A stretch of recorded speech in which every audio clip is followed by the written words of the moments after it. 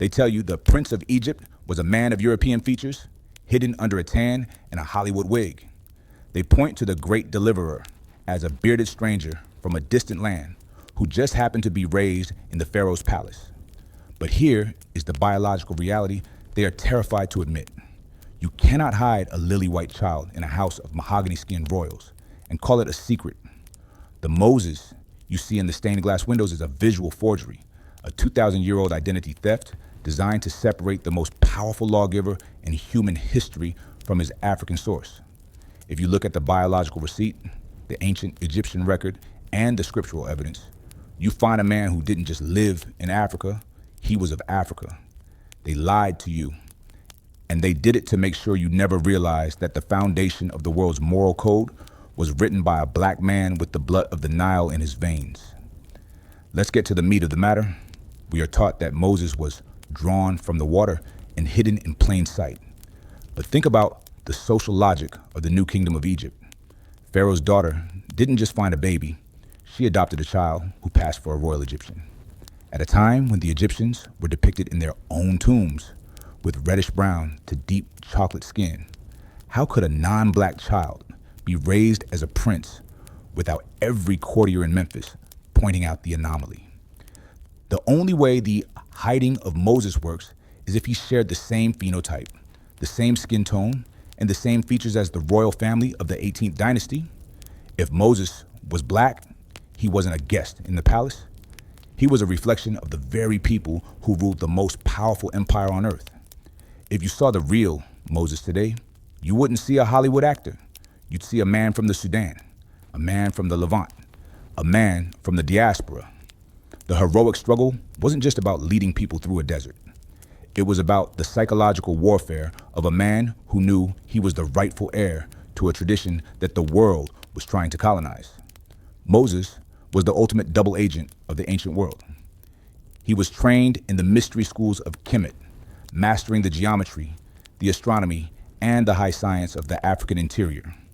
Why do the history books focus on his stutter, but never on his Nilotic education? It's because if they admit he was a master of African science, they have to admit that the 10 Commandments weren't a Western invention. They were a distilled version of the 42 declarations of Maat, written on the walls of African temples thousands of years before the first Greek philosopher learned to read. They used his black excellence to build a global religion. Then they bleached his face so you wouldn't feel a claim to his power. The Great Leveler is the biblical receipt found in the book of Exodus. When Moses is a fugitive in Midian and he rescues the daughters of Jethro at the well, how do they describe him to their father? They don't say, "We met a Hebrew." They say, "An Egyptian delivered us." In the eyes of the Midianites, who were themselves a dark-skinned nomadic people, Moses was indistinguishable from an African of the Nile. He didn't have a foreign look. He had the look of the empire. Later, when his own sister Miriam rebels against him, what is the core of her anger? It's his marriage to a Cushite woman, a woman from the heart of Black Africa. This wasn't a clash of races in the modern sense. It was a family dispute within a Black lineage.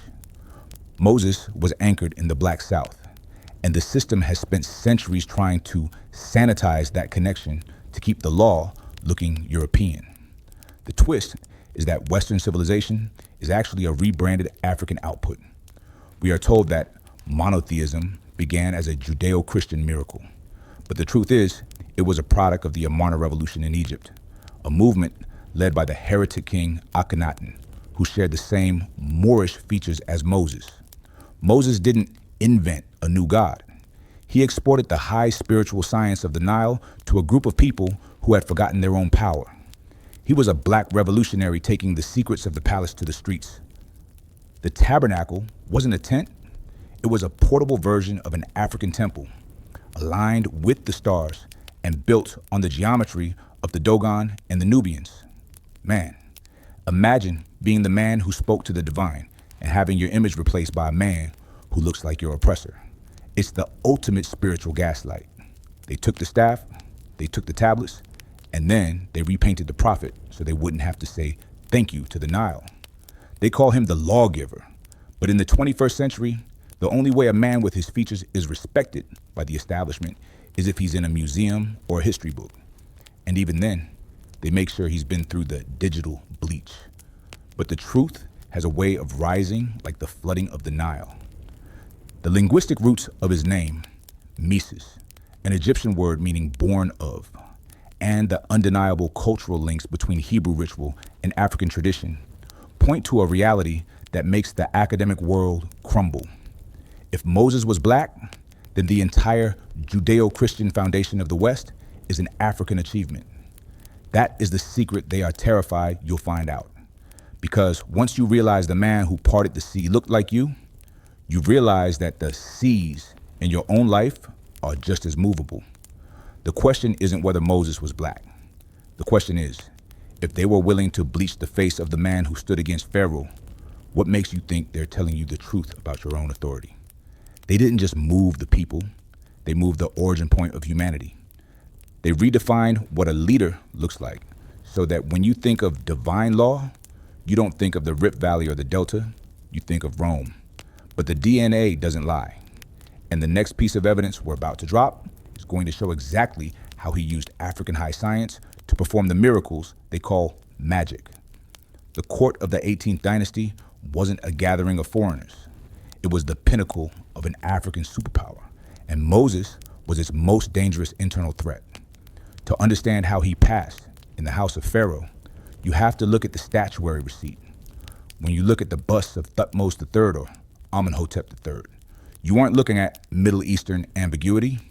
You are looking at broad features, full lips, and the high melanin profiles of the Nilotic people. Moses was a prince of Egypt at the height of its black excellence. They tell you he was a Hebrew slave who got lucky, but the Egyptian records of the New Kingdom suggest that the royal family often integrated high-born Semitic and Levantine lineages that were already dark-skinned and culturally indistinguishable from the Egyptians themselves. He wasn't a stray found in a basket. He was a biological and political match for the throne. The heroic struggle wasn't just a midlife crisis. It was an intellectual defection. Moses was learned in all the wisdom of the Egyptians, which in 1500 BC didn't mean he just knew how to read hieroglyphics. It meant he was an initiate of the Grand Lodge of Luxor. He was a master of alchemy, the black science of the Nile. Why do the Sunday school stories call his staff a magic wand? Because it's easier to sell you a miracle than it is to admit he was using African applied physics. The burning bush wasn't just a visual hallucination. It was a demonstration of the bioelectric frequency that the Egyptian priests had been studying for millennia. Moses took the state secrets of the most advanced laboratory on the planet and used them to fuel a liberation movement. He wasn't just a prophet. He was a whistleblower of high technology. The great leveler is the leprosy test in the book of Exodus. When the divine wants to give Moses a sign of his power, he tells him to put his hand into his cloak. When he pulls it out, the text says his hand was leprous, white as snow. And think about the linguistic logic here. If Moses was already a white or even a light-skinned man, why would turning white be a terrifying, miraculous sign of a disease? The miracle only has impact if the contrast is absolute. The hand of a dark-skinned mahogany man turning white as snow is a visual shock, a loss of life force, a bleaching of the natural state. This is the scriptural smoking gun. The Bible itself defines the whiteness of his hand as an abnormal, diseased condition, proving that his natural state was the deep, rich pigment of the African interior. The twist is that the Exodus was actually a brain drain of Egyptian intelligence. We are told a group of slaves left with some gold jewelry, but the reality is that they left with the blueprints of the Ark. The Ark of the Covenant wasn't a golden box that fell from the sky. It was a capacitor, a piece of electrical equipment designed using the same golden ratio geometry found in the Great Pyramid. Moses didn't find God in the desert. He built a communication array based on the African science he stole from the Pharaoh's inner sanctum. The glory of the Lord that descended on the tabernacle was a localized electromagnetic phenomenon, a Shekinah light that requires specific priestly garments made of conductive gold and linen to approach. He took the power source of the empire and gave it to the people. Man, imagine being a top-tier scientist in the world's only superpower and deciding to take the nuclear codes to the oppressed.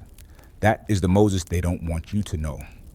They want you to see a humble shepherd with a wooden stick, not a high-tech insurgent who knew how to manipulate the ions in the atmosphere to trigger the plagues.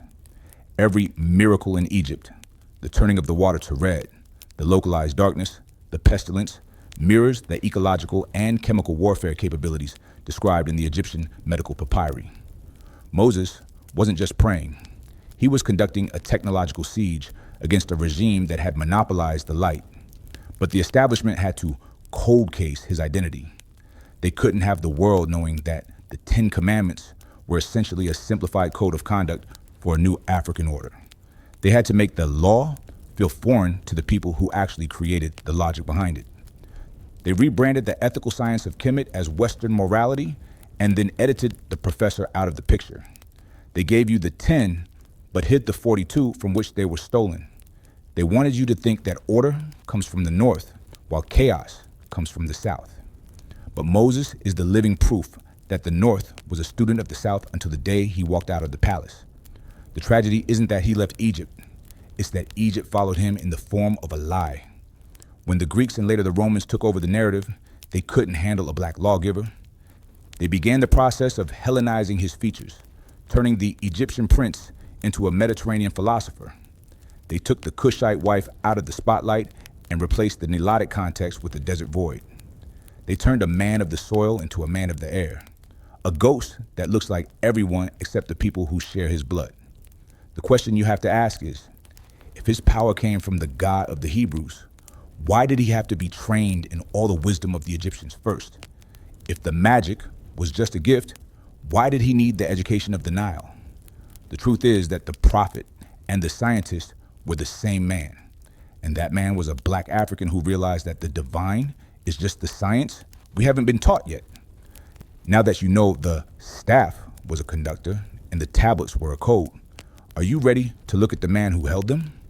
The desert of Midian wasn't just a hiding place. It was a return to the ancestral source that the Egyptian palace had tried to domesticate. To understand why Moses fled to the land of Jethro, you have to look at the geopolitical receipt of the ancient Near East.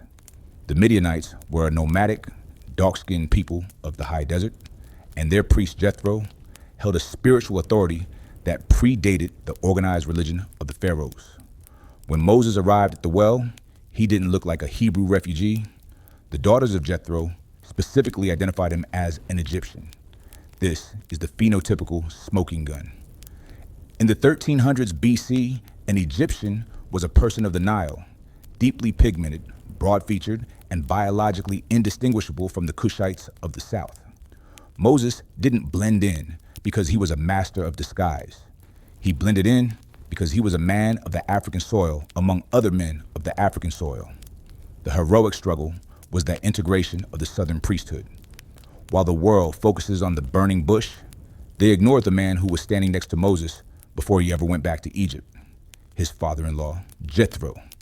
Jethro wasn't just a shepherd, he was a Cushite, a lineage associated with metalworking and the ancient Yahweh cult that originated in the mountains of Edom in northern Africa. Moses didn't stumble upon a new god. He was initiated into an older, more primal African monotheism that existed outside the high-walled temples of the Delta. He married Zipporah, a woman of the desert, anchoring his bloodline in the dark-skinned nomadic tribes that the Western historians have tried to turn into fair-skinned Levantines. He wasn't building a new religion. He was reclaiming a pan-African spirituality that the empire had tried to colonize. The great leveler is the Cushite confrontation in the Book of Numbers. This is the moment the mask of history slips, and the racial reality of the Exodus leadership is exposed. Miriam and Aaron, the siblings of Moses, speak against him because of the Cushite woman he had married. In the ancient world, Cush was the definitive term for Black Africa, the land of the burnt faces. Miriam's anger wasn't about interracial marriage in the modern sense. It was a political power play against the Southern alliance Moses was building. Moses wasn't just leading a group of people. he was merging the Hebrews with the powerful, dark-skinned warriors of the South. He was creating a trans-African coalition. The divine response to Miriam's prejudice was to strike her with white leprosy, a symbolic and literal stripping of her color as a punishment for attacking the dark-skinned covenant. The twist is that the 10 Commandments were actually the legal code of the South. We are told these laws were revealed on a mountain, but the comparative receipt shows that the advisory board for Moses was his Midianite father-in-law. In Exodus 18, it is Jethro, the African priest, who tells Moses how to structure the legal system, how to appoint judges, and how to manage the masses. The Western world wants you to think the rule of law began in Greece, but the Bible explicitly states that the judicial blueprint of the Israelites was given to Moses by a black man from the desert. Moses was the student, and the African priesthood was the teacher. Every time you see a judge in a robe today, you are looking at a shadow of the system Jethro designed for Moses under the desert sun. Man, imagine the audacity of a system that takes a Cushite affiliated lawgiver and paints him as a man who would be a stranger in Ethiopia. That is the ultimate identity heist. They took the mountain of God, which the ancients located in the southern regions of the Sinai and Midian, and moved it north in the cultural imagination. They took the black wife of the prophet and pushed her into the footnotes so they wouldn't have to explain why the leader of the faith was deeply embedded in the blackest regions of the known world. Moses wasn't escaping Africa. He was moving deeper into its spiritual interior to find the power to break the Europeanized chains of the Egyptian state. But the establishment had to de-Cushitize the narrative. They couldn't have a pro-black Moses leading a multicultural movement against a global empire. They had to make the conflict look like a local dispute between two groups of white people. They scrubbed the Midianite Cushite alliance from the Sunday school lessons because that alliance proves that the Holy Land was originally part of an African cultural sphere. Moses was the bridge between the high science of the north, Egypt, and the raw spiritual power of the south, Cush. He was a continental unifier, a man who realized that the God of the Hebrews was the same God of the sun, worshipped from the Cape to the Cairo. The tragedy isn't just the change of skin tone, it's the change of logic. When you turn Moses white, you lose the rhythm of the law. You lose the understanding that the Sabbath and the dietary laws and the sacrificial system were all refined in the ritual laboratories of Africa. You turn a holistic science of living into a list of moral rules. You turn a man of the earth into a man of the ghost. They took the law of the jungle and the science of the stars and packaged it as religion. Then they sold it back to you and told you that your ancestors were pagans until the white prophet saved them. The question you have to ask is, if Zipporah was Cushite and Jethro was Midianite, what did their children look like? If the lineage of the priesthood was mixed with the deep blood of the South, why does the tradition look like a suburb in the UK? The truth is that the Exodus was a black movement from start to finish. It was a rejection of the whitewashed palace in favor of the black desert. Now that you know the law was a southern gift and the prophet was a southern husband, are you ready to claim your seat at the well? The glory that descended upon the tabernacle wasn't a poetic metaphor. It was a physical, high-energy phenomenon that required a black scientific elite to manage. To understand how Moses kept 1 million people focused in a wasteland, you have to look at the engineering receipt of the ark itself.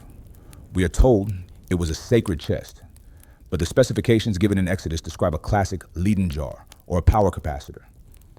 It was a box made of non-conductive acacia wood, layered inside and out with highly conductive gold, topped with 2 cherubim acting as electrodes.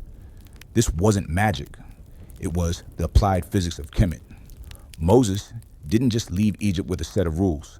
He left with a portable power plant based on the pyramid tech of the African interior. The heroic struggle was the maintenance of the frequency.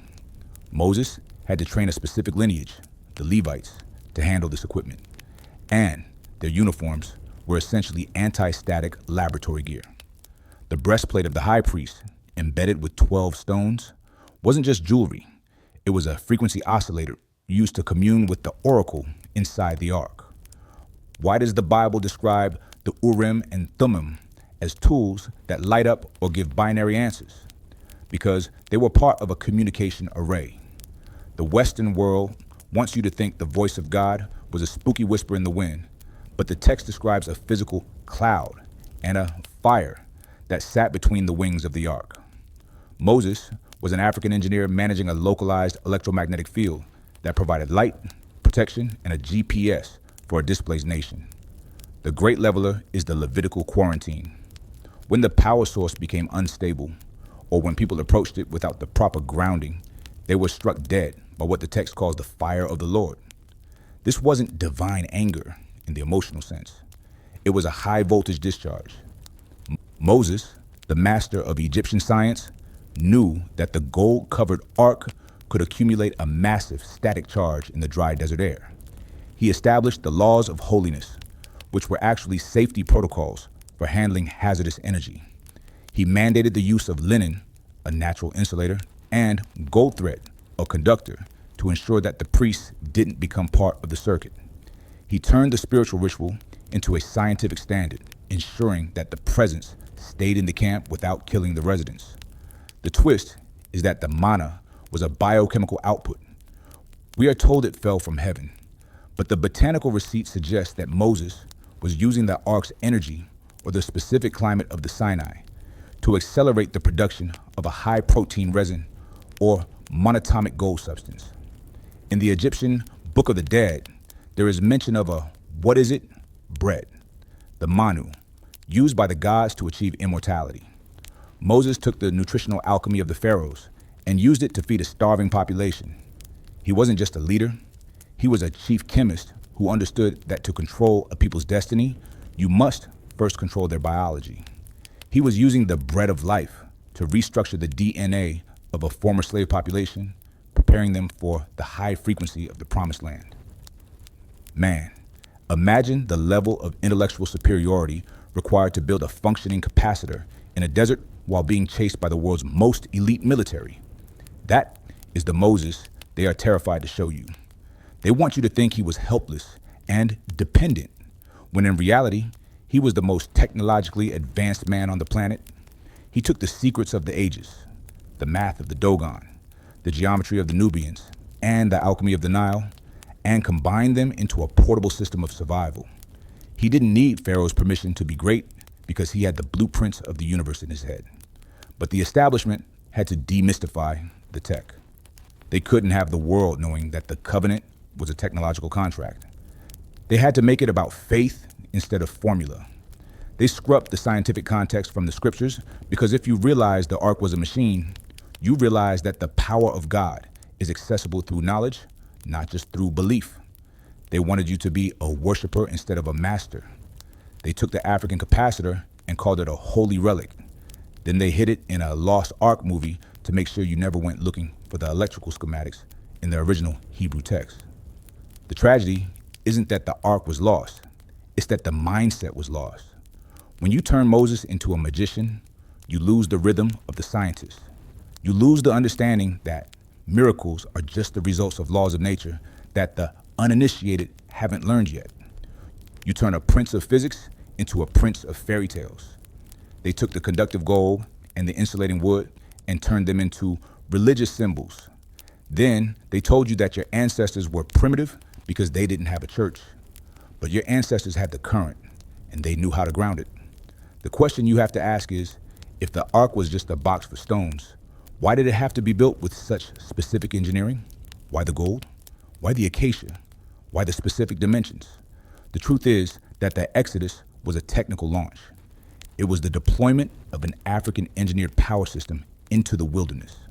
Now that you know the cloud was an ion discharge and the fire was a plasma state, are you ready to look at the man who flipped the switch? The 10 Commandments weren't a sudden burst of divine inspiration in a vacuum. They were a strategic extraction of African ethical science, distilled for a people who had lost their cultural compass. To understand the law, you have to look at the temple receipt of the 42 declarations of Ma'at. Long before Moses ascended any mountain in the Sinai, The walls of the temples in Luxor and Karnak were inscribed with the negative confessions, a sophisticated psychological and social contract that governed the heart of the Nile Valley. Moses didn't invent morality. He took the high ethics of Kemet and condensed them into a portable format.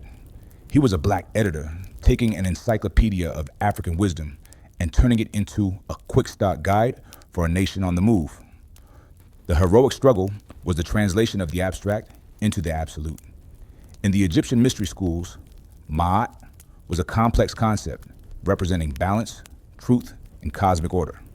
Moses realized that a displaced, traumatized population didn't need a PhD in metaphysics. They needed a hard-coded infrastructure for survival. Why do the commandments focus so heavily on thou shalt not? Because Moses was performing social surgery. He was cutting away the chaotic influences of the empire mindset and replacing them with the egalitarian logic of the African interior. He wasn't just giving them rules. He was giving them a frequency filter. He was a black architect, building a society that could withstand the static of the surrounding pagan cultures by anchoring them in the ancient order of the sun. The Great Leveler is the Hebraic Nilotic linguistic link. When you look at the original Hebrew text of the Decalogue, the core concepts, the name, the Sabbath, the honor, all carry the rhythmic and structural weight of ancient Egyptian Netzer philosophy. The word holy, Kadash, shares a root frequency with the African concept of set apart for the divine. Moses wasn't speaking a new language.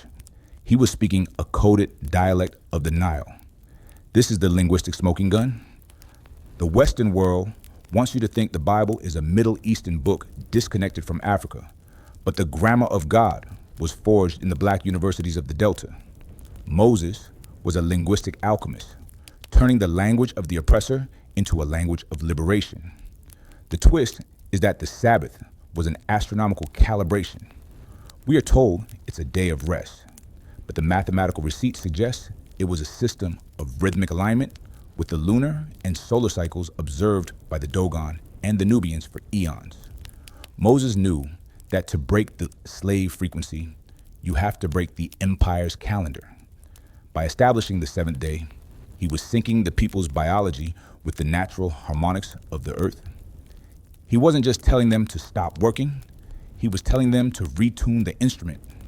He was a black chronologist ensuring that his people moved in time with the universe, not in time with the pharaoh's production schedule. Man, imagine the power of taking a 3,000-year-old spiritual technology and shrinking it down so it could fit on 2 tablets. That is the Moses they are terrified to credit. They want you to think he was inspired by a ghost rather than being a genius of synthesis. He took the best practices of the world's greatest civilization and turned them into a universal operating system. He didn't need a new revelation because he was already a master of the original instruction. He was an African sage who realized that truth is the only thing that travels well in a desert. But the establishment had to westernize the ethics. They couldn't have the world knowing that the foundation of law was a black export. They had to make the commandments feel like a Western heritage to justify their own moral authority. They scrubbed the Egyptian antecedents from the theology, because if you realize the law came from Africa, you realize that Africa is the moral compass of the world. They wanted you to be a follower of the book instead of a master of the law. They took the African balance and called it Judeo-Christian values. Then they used those values to colonize the very people who created them. The tragedy isn't the list of rules, it's the loss of the context. When you turn the commandments into a moral test, you lose the rhythm of the Ma'at. You lose the understanding that stealing or killing isn't just wrong. It's a vibrational distortion that breaks your connection to the source. You turn a scientific manual for harmony into a religious checklist for heaven. They took the cosmic justice of the Nile and turned it into sin and punishment. Then they told you that your ancestors were lawless until the white tablets arrived. The question you have to ask is, if the law was new, why did it look so much like the ancient code? Why the same structure?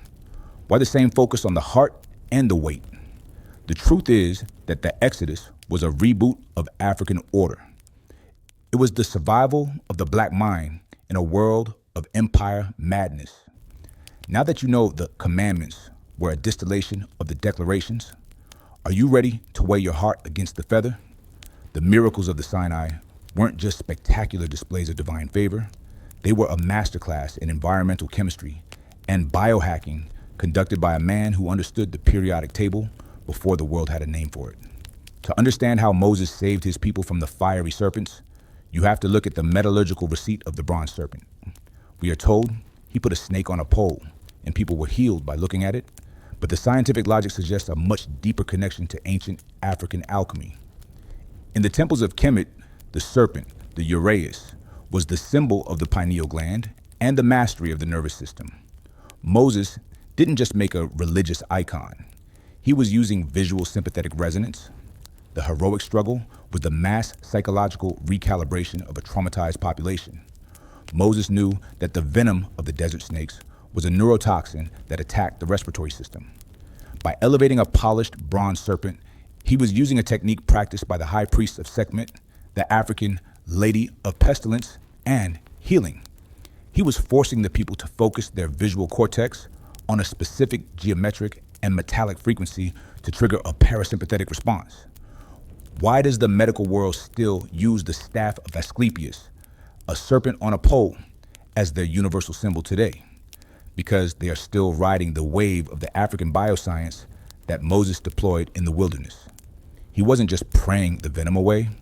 He was using neuro-linguistic programming and metallic reflection to stabilize the heart rates of the dying. The great leveler is the Manaean Midianite copper mines. The Sinai was the Silicon Valley of the Bronze Age, rich in copper and turquoise. Moses didn't just find the bronze for his serpent. He was an initiate of the Cushite metalworkers, the smiths of the South. These were black nomadic clans who had mastered the art of smelting and alloying long before the Iron Age began. This is the technological smoking gun. The Western world wants you to think the age of metals was a European achievement, but the high heat alchemy required to create the tabernacle's vessels. And the bronze serpent was a black secret passed down from the heart of the Rift Valley. Moses was a master smelter, using the fire of the earth to create tools of biological restoration. The twist is that the golden calf was a vibrational sabotage. We are told the people were just bored or unfaithful, but the acoustic receipt suggests they were trying to recreate a lower frequency power source, the cult of the Apis bull from Egypt. Moses didn't just smash the tablets because he was angry. He smashed them because the golden calf was a feedback loop that was interfering with the ark's frequency. He ground the gold into powder, mixed it with water, and forced the people to drink it. This wasn't just a punishment. It was a colloidal gold detox. He was physically purging the empire frequency from their cellular memory, using the most conductive element on Earth to reset their internal circuitry. He was a biochemical engineer performing a mandatory software update on a nation that was trying to revert to a previous version. Man, imagine the level of alchemical mastery required to turn a solid gold statue into a drinkable solution in the middle of a desert. That is the Moses they are terrified to show you. They want you to think he was a mystic with a temper, rather than a high-level chemist who understood the properties of monatomic elements. He took the gold of the oppressor and turned it into medicine for the oppressed. He didn't need a lab because he was a product of the University of the Sun. He was an African alchemist who realized that idolatry is just a waste of good conductive material. But the establishment had to de-scientificize the miracle. They couldn't have the world knowing that the serpent of healing was a frequency antenna.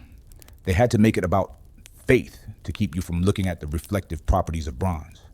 They scrubbed the Kenite metallurgy from the story because if you realize the miracles were based on smelting, you realize that God's power flows through the hands of the worker. They wanted you to be a spectator of the supernatural instead of a student of the science. They took the African staff and called it a religious symbol. Then they told you that your ancestors were primitive because they worked with the earth.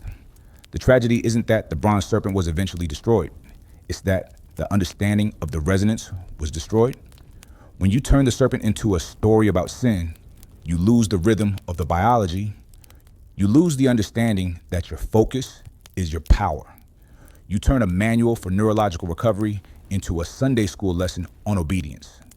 They took the copper and the tin and turned them into morality. Then they told you that your ancestors were worshiping snakes when they were actually mapping the nervous system.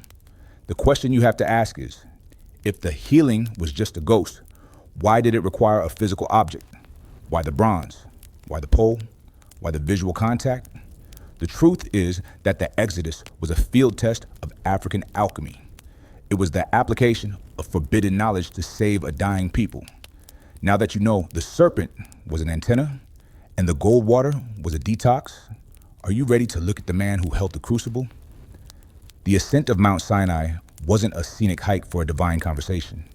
It was a high-risk seismic and atmospheric calibration conducted by a man who knew how to interface with the Earth's raw energy. To understand what happened on that peak, you have to look at the geological receipt of the mountain of God. In the ancient world, the Sinai and the regions of Midian were active volcanic and tectonic zones. The Bible describes thunders and lightnings, a thick cloud, and the mountain smoking like a furnace. Moses didn't lead the people to a quiet retreat. He led them to a natural particle accelerator. He was an African geophysicist who understood that certain geographical power spots could be used to amplify the voice of the frequency he carried in the ark. The heroic struggle was the management of the acoustic shadow. Moses warned the people not to touch the base of the mountain, establishing a perimeter of death. Why? Because the mountain was vibrating at an infrasonic frequency that could liquefy human organs and shatter bone.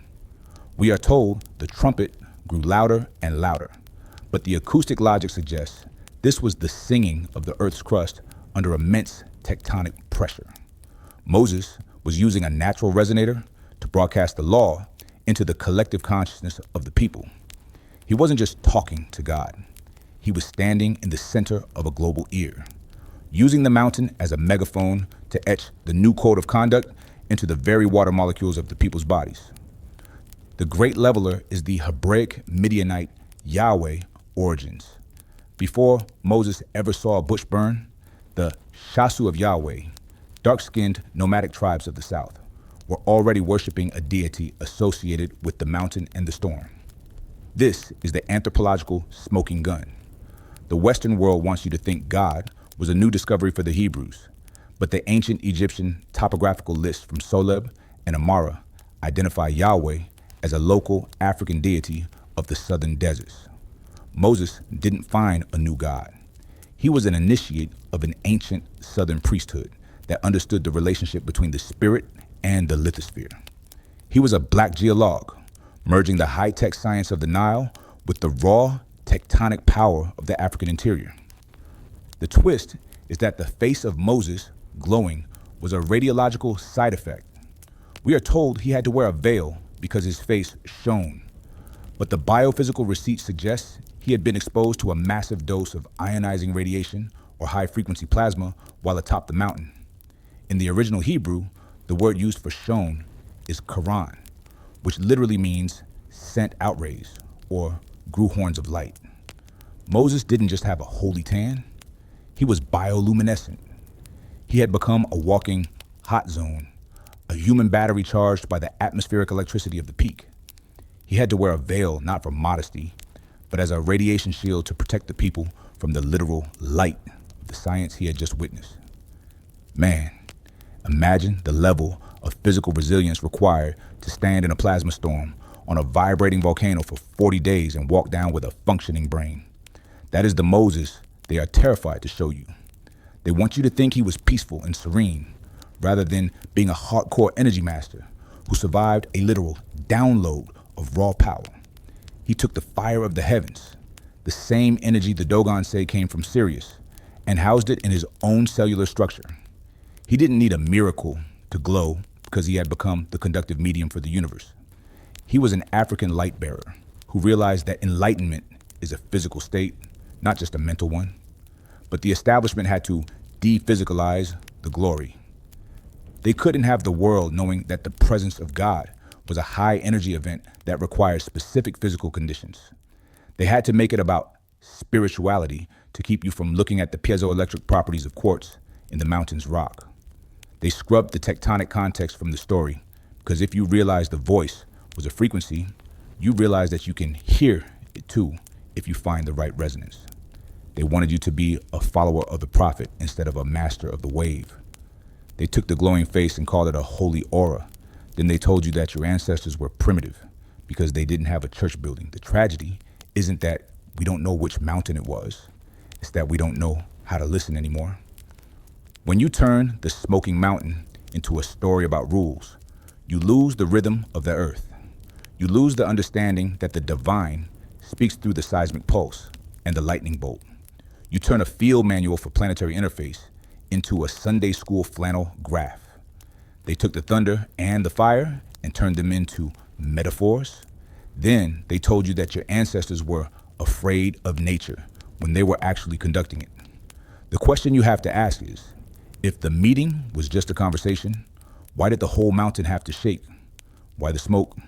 Why the fire? Why the veil? The truth is that the Exodus was a planetary alignment. It was the synchronization of a people with the core frequency of the African continent. Now that you know the cloud was a plasma discharge and the veil was a lead-lined shield, are you ready to look at the man who stood in the fire? The miracles of the Sinai weren't just spectacular displays of divine favor. They were a masterclass in environmental chemistry and biohacking conducted by a man who understood the periodic table before the world had a name for it. To understand how Moses saved his people from the fiery serpents, you have to look at the metallurgical receipt of the bronze serpent. We are told he put a snake on a pole and people were healed by looking at it, but the scientific logic suggests a much deeper connection to ancient African alchemy. In the temples of Kemet, the serpent, the uraeus, was the symbol of the pineal gland and the mastery of the nervous system. Moses didn't just make a religious icon. He was using visual sympathetic resonance. The heroic struggle was the mass psychological recalibration of a traumatized population. Moses knew that the venom of the desert snakes was a neurotoxin that attacked the respiratory system. By elevating a polished bronze serpent, he was using a technique practiced by the high priest of Sekhmet, the African lady of pestilence and healing. He was forcing the people to focus their visual cortex on a specific geometric and metallic frequency to trigger a parasympathetic response. Why does the medical world still use the staff of Asclepius, a serpent on a pole, as their universal symbol today? Because they are still riding the wave of the African bioscience that Moses deployed in the wilderness. He wasn't just praying the venom away. He was using neuro-linguistic programming and metallic reflection to stabilize the heart rates of the dying. The Great Leveler is the Manayan Midianite copper mines. The Sinai was the Silicon Valley of the Bronze Age, rich in copper and turquoise. Moses didn't just find the bronze for his serpent. He was an initiate of the Cushite metalworkers, the smiths of the South. These were black nomadic clans who had mastered the art of smelting and alloying long before the Iron Age began. This is the technological smoking gun. The Western world wants you to think the age of metals was a European achievement, but the high heat alchemy required to create the tabernacle's vessels. And the bronze serpent was a black secret passed down from the heart of the Rift Valley. Moses was a master smelter, using the fire of the earth to create tools of biological restoration. The twist is that the golden calf was a vibrational sabotage. We are told the people were just bored or unfaithful, but the acoustic receipt suggests they were trying to recreate a lower frequency power source, the cult of the Apis bull from Egypt. Moses didn't just smash the tablets because he was angry. He smashed them because the golden calf was a feedback loop that was interfering with the ark's frequency. He ground the gold into powder, mixed it with water, and forced the people to drink it. This wasn't just a punishment. It was a colloidal gold detox. He was physically purging the empire frequency from their cellular memory, using the most conductive element on Earth to reset their internal circuitry. He was a biochemical engineer performing a mandatory software update on a nation that was trying to revert to a previous version. Man, Imagine the level of alchemical mastery required to turn a solid gold statue into a drinkable solution in the middle of a desert. That is the Moses they are terrified to show you. They want you to think he was a mystic with a temper, rather than a high-level chemist who understood the properties of monatomic elements. He took the gold of the oppressor and turned it into medicine for the oppressed. He didn't need a lab because he was a product of the University of the Sun. He was an African alchemist who realized that idolatry is just a waste of good conductive material. But the establishment had to de-scientificize the miracle. They couldn't have the world knowing that the serpent of healing was a frequency antenna. They had to make it about faith to keep you from looking at the reflective properties of bronze. They scrubbed the Kenite metallurgy from the story because if you realize the miracles were based on smelting, you realize that God's power flows through the hands of the worker. They wanted you to be a spectator of the supernatural instead of a student of the science. They took the African staff and called it a religious symbol. Then they told you that your ancestors were primitive because they worked with the earth. The tragedy isn't that the bronze serpent was eventually destroyed. It's that the understanding of the resonance was destroyed. When you turn the serpent into a story about sin, you lose the rhythm of the biology. You lose the understanding that your focus is your power. You turn a manual for neurological recovery into a Sunday school lesson on obedience. They took the copper and the tin and turned them into morality. Then they told you that your ancestors were worshiping snakes when they were actually mapping the nervous system. The question you have to ask is, if the healing was just a ghost, why did it require a physical object? Why the bronze? Why the pole? Why the visual contact? The truth is that the Exodus was a field test of African alchemy. It was the application of forbidden knowledge to save a dying people. Now that you know the serpent was an antenna and the gold water was a detox, are you ready to look at the man who held the crucible? The burning question in the desert wasn't just who is God, but what is the frequency? When Moses stood before the bush and asked for a name, he wasn't looking for a title. He was looking for the vibrational key to the universe. We are told the answer was, I am that I am. But the linguistic receipt of the original Hebrew, Eye, Asher, Eye, carries a specific rhythmic resonance that traces directly back to the high metaphysics of Kemet. In the Egyptian Book of the Dead, the soul must identify itself with the divine by saying, I am that I am, to pass through the gates of the underworld. Moses wasn't bringing a new name to the people. He was bringing the primordial African formula for self-actualization. He was a black linguist, translating the infinite power of the hidden one, Amun, into a workable dialect for a nation of former captives. The heroic struggle was the psychological liberation from the master's tongue. Moses knew that as long as the people spoke the language of their oppression, they would carry the frequency of the slave. He introduced a new Hebrew that was heavily infused with the hieroglyphic logic of the Nile. Why do so many Hebrew words for law, truth, and spirit have direct cognates in the African languages of the South? Because Moses was conducting a cultural software rewrite.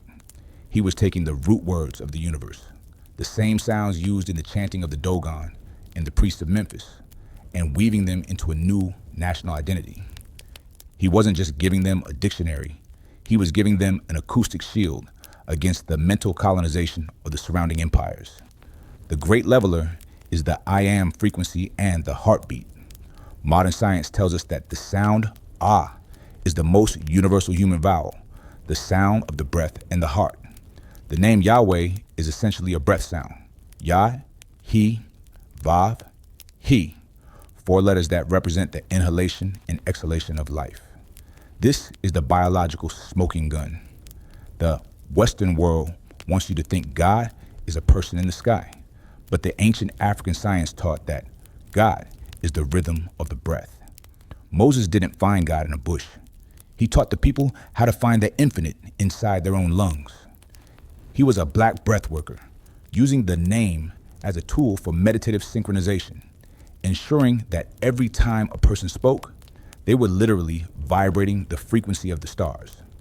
The twist is that the 10 plagues were a sympathetic resonance attack on the Egyptian infrastructure. We are told they were miracles, but the acoustic receipt suggests that Moses was using the ark or the staff to generate specific infrasonic frequencies that disturbed the ecology of the Nile. He knew the resonance of the water, the resonance of the insects, and the resonance of the stone. He didn't have to fight the pharaoh. He just had to outtune him. He was a master of vibration who realized that if you change the frequency of a room, you change the behavior of everyone inside it. He turned the music of the spheres into a weapon of mass liberation, proving that the power of the word is a physical reality that can move mountains and part seas. Man, imagine the level of vibrational intelligence required to decode the hidden name of the universe and turn it into a survival strategy. That is the Moses they are terrified to acknowledge. They want you to think he was confused or searching, rather than being a master of the Logos.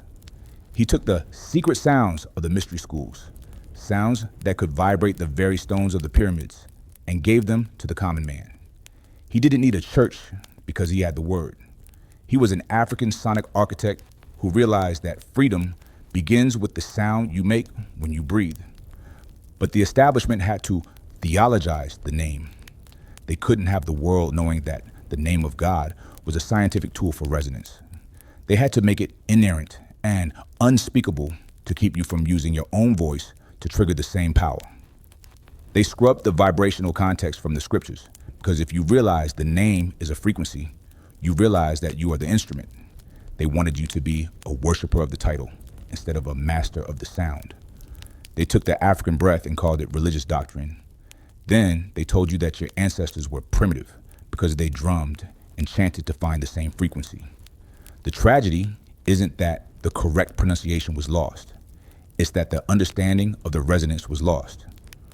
When you turn the name into a noun, you lose the rhythm of the verb. You lose the understanding that God is something you do with your breath, not just something you believe in.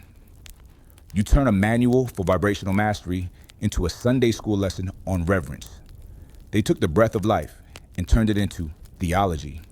Then they told you that your ancestors were pagans when they were actually tuning the world. The question you have to ask is, if the name was so holy, why did Moses want everyone to know it? Why give it to the slaves? The truth is that the Exodus was a vocal revolution. It was the reclamation of the African voice in a world of empire silence. Now that you know the name is a frequency and the breath is the key, are you ready to speak your own reality into existence? The final mystery of Moses isn't that he died before reaching the promised land. It's that his passing was a strategic disappearance designed to protect the African lineage of the law from the coming age of imperial whitewashing. To understand the end of the journey, you have to look at the forensic receipt of his burial. The Bible says he died on Mount Nebo and that no man knows his sepulcher to this day. This wasn't a divine accident. It was a data wipe. Moses, the master of Egyptian statecraft, knew that if his body were found, it would be turned into a holy relic, a physical proof of his Nilotic, mahogany-skinned reality that the future Western empires could never allow to exist. He didn't die in the conventional sense. He deleted the evidence to ensure that the truth lived in the frequency of the law, not in the bones of a man. The heroic struggle was the preservation of the unbleached heritage. Moses knew that the empires of the north, the Greeks, the Romans, and eventually the Europeans, would one day come for the God of the Hebrews. He knew they would try to claim his logic while discarding his face. By disappearing into the mountains of Moab, he was performing a final act of cultural insurgency. He was a black visionary who realized that an unmarked grave is the only way to keep a black legacy from being dug up and repainted. He left the people with a genetic memory of his power, a memory that survived in the Falasha of Ethiopia, the Lemba of Zimbabwe, and the Igbo of Nigeria, long after the official version of Moses had been turned into a marble statue in Rome. The great leveler is the DNA of the priesthood.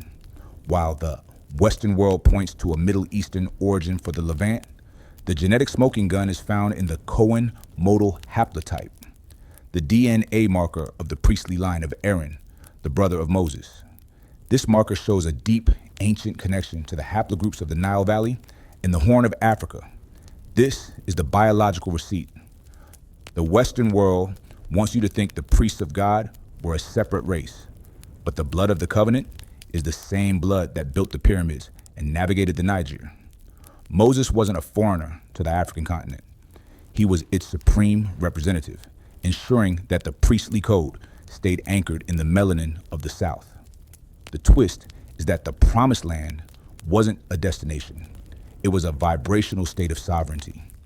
Moses didn't fail to enter the land. He completed the mission by ensuring the people no longer needed a master.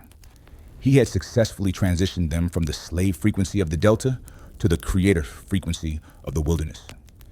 He was a black master teacher who realized that once a people knows how to part the sea of their own limitations, they don't need a prince to lead them. He disappeared because his job as a conduit was over. He left the staff and the ark behind because he had successfully installed the African operating system into the hearts of a new generation. Man, imagine the level of spiritual integrity required to walk away from the glory of the conquest to ensure the identity stayed pure. That is the Moses they are terrified to teach you. They want you to think he was denied entry as a punishment, rather than being a sovereign agent who chose to vanish. He took the secrets of the Nile, the geometry, the alchemy, and the law, and made them universal by making himself invisible.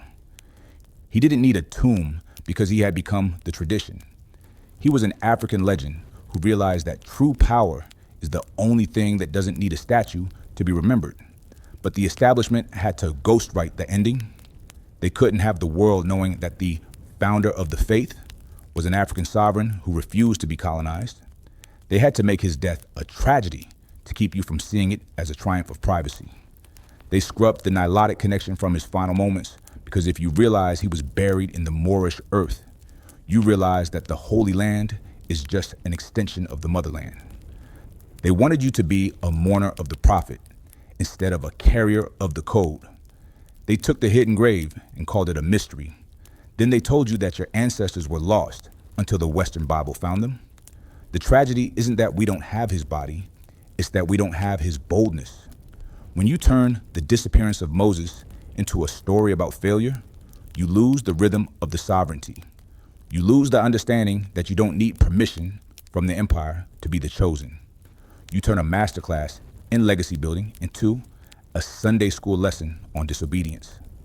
They took the silence of the mountain and turned it into theology. Then they told you that your ancestors were forgotten when they were actually the keepers of the key. The question you have to ask is, if Moses was one of them, why did they hide his face? If he was the hero of the West, why did they have to bleach the history? The truth is that the Exodus was a black success story that the West had been trying to annex for 2,000 years. It was the survival of the African mind in a world of empire lies.